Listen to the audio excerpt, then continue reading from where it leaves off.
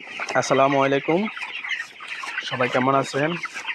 আলহামদুলিল্লাহ আমরা ভালো আছি। আমার মুরগির বয়স চলতেছে আজকে 23 দিন। তো মুরগিগুলোর হালকা কাশি আছে।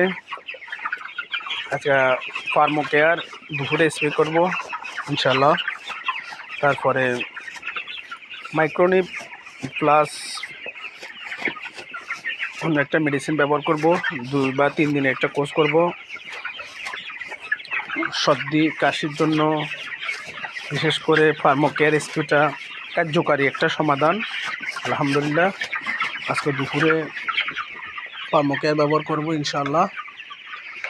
এমনি আলহামদুলিল্লাহ মুরগির বয়স হিসাবে ওজন আছে আপনার 14+। আলহামদুলিল্লাহ মুরগি ওয়েটও ঠিক আছে, মোটামুটি এফসিআরও মোটামুটি আলহামদুলিল্লাহ ঠিক আছে। আপনারা সবাই মাশাআল্লাহ বলবেন, আমার খামারের জন্য দোয়া করবেন। আলহামদুলিল্লাহ মুরগির বয়স আজকে 23 দিন চলতেছে। বর্তমানে ব্রয়লার মুরগির রেট তুলনামূলক বাজারে অনেক সস্তা চলতেছে। তো রিজিকের ফয়সালা আল্লাহ করবে, এটা তেমন ইম্পেক্ট বিষয় না। দোয়া করবেন মুরগিগুলো যেন সুস্থ থাকে ইনশাল্লাহ।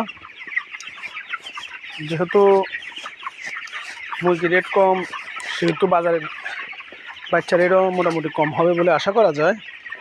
সো যদি বাচ্চা রেট কম হয় ইনশাল্লাহ আমরা খামারে ইনশাল্লাহ কয়েকদিনের মধ্যে আশা করি আমাদের বাচ্চার রেট বিবেচনা করে এই বেচ চলা অবস্থায় ইনশাল্লাহ আশা করতেছি যদি রেট কম পায় তাহলে নতুন করে বাচ্চা তুলব ইনশাআল্লাহ।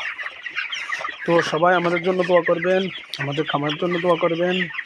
আর অভিজ্ঞ ভাইদের পরামর্শ চাইতেছি যে ঠান্ডাজনিত সমস্যার কারণে কোন মেডিসিনটা সবচেয়ে কার্যকরী হতে পারে।